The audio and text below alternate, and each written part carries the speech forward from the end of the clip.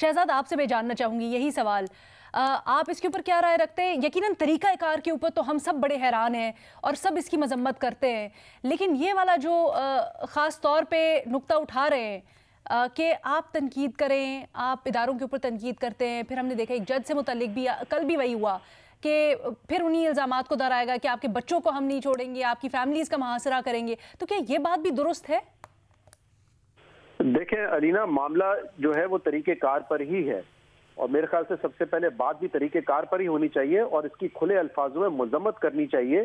जिस तरीके से इसको बराए नाम ये गिरफ्तारी कह रहे हैं, ये बिल्कुल ठीक कह रही है महमल। जिस तरीके से 2-4 डाले आते हैं, आपको उठा के चले जाते हैं, इसका मकसद गिरफ्तारी नहीं होता महज। इसका मकसद ये नहीं होता कि आपने कुछ किया है तो उसकी सजा आपको मिलेगी। इसका मतलब ये होता है कि वो एक खौफ फैलाना चाहते हैं, रियासत अपनी ताकत दिखाना चाहती है कि वो एक आम आदमी पे कितना जबर कर सकते हैं। और ये जबर ही है, इसको और क्या कहेंगे आप, कि जब आप किसी के ऊपर बगावत का मुकदमा डाल दें, उनको गिरफ्तार कर लें, और ये एक ऐसा विशेष साइकिल है जो कि इस मुल्क में चलता जा रहा है और उससे नुकसान मुल्क का हो रहा है, रियासत का हो रहा है, हमारी जमहूरियत का हो रहा है। जमहूरियत इस चीज का नाम नहीं है कि पार्लियामेंट में चंद रहनुमा बैठे हुए होंगे, वो कानून साजी करेंगे। एक स्पिरिट ऑफ डेमोक्रेसी होती है जो कि इस मुल्क में अब खत्म होती जा रही है, बल्कि अब खत्म हो चुकी है। और मैं एक अरसे से इस बात को कह रहा हूं कि अगर ये सारी सियासी पार्टीज बैठ के सिस्टम को रिबूट नहीं करेंगी तो इससे बहुत ज्यादा बड़ा नुकसान हो जाएगा। अब ये देखें ना क्या तमाशा है, लाहौर हाईकोर्ट कह रहा है कि फवाद चौधरी को पेश किया जाए। पुलिस को पता है कि अहकामात आ चुके हैं, लेकिन वो उसको जबरदस्ती सामान देके चले गए। रिपोर्टर्स जो वहां पे मौजूद थे अदालत में, आज वो कह रहे हैं कि पुलिस तो बेबस थी, अहकामात कहीं और से आ रहे थे। तो अगर इसी तरीके से हमने मुल्क को चलाना है तो फिर ये बराए नाम जमहूरियत ही रह जाएगी। लेकिन इसमें 2 बातें बड़ी जरूरी हैं। एक तो मैं आपकी इस बात से इत्तेफाक करता हूं कि सियासतदानों को, खासतौर पे पीटीआई के रहनुमाओं को ये सोचना पड़ेगा कि जो जबान वो इस्तेमाल करें, जो तकरीरें वो करें, उसमें आप किसी को थ्रेट नहीं कर सकते।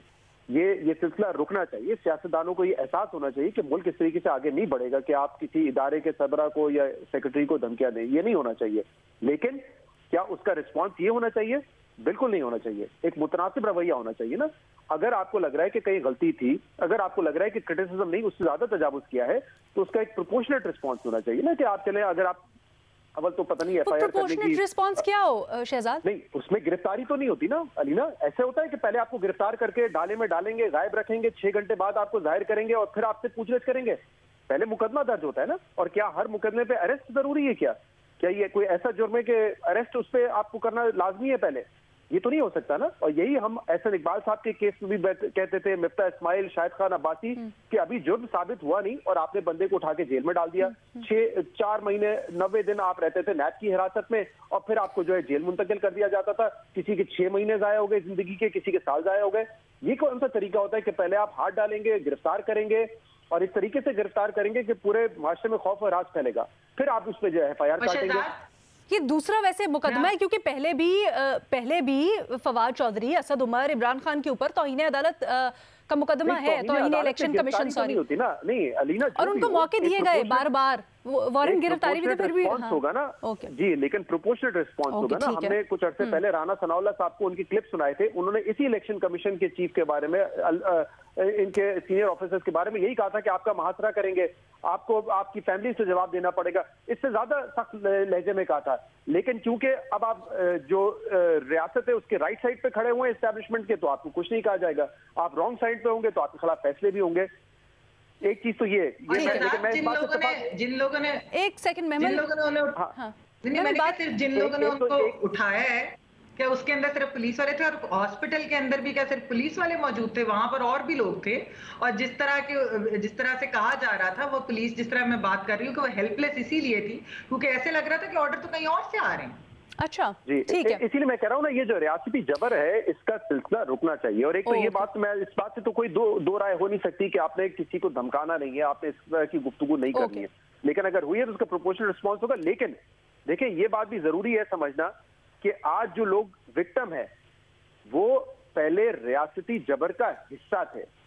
आप ये नहीं कह सकते कि आज आपके साथ अगर गलत हो रहा है तो उसकी सब मजम्मत करेंगे, हर जी शऊर इंसान मजम्मत करेगा। लेकिन हमें ये कहना पड़ेगा कि जब यही जबर पहले हो रहा था, दूसरों के साथ हो रहा था, आपके मुखालफिन के साथ हो रहा था, तो आप उनके साथ मिले हुए थे। इसीलिए ये विशेष साइकिल है जिसको रोकना होगा। बदकिस्मती से हम नहीं रोक पा रहे हैं।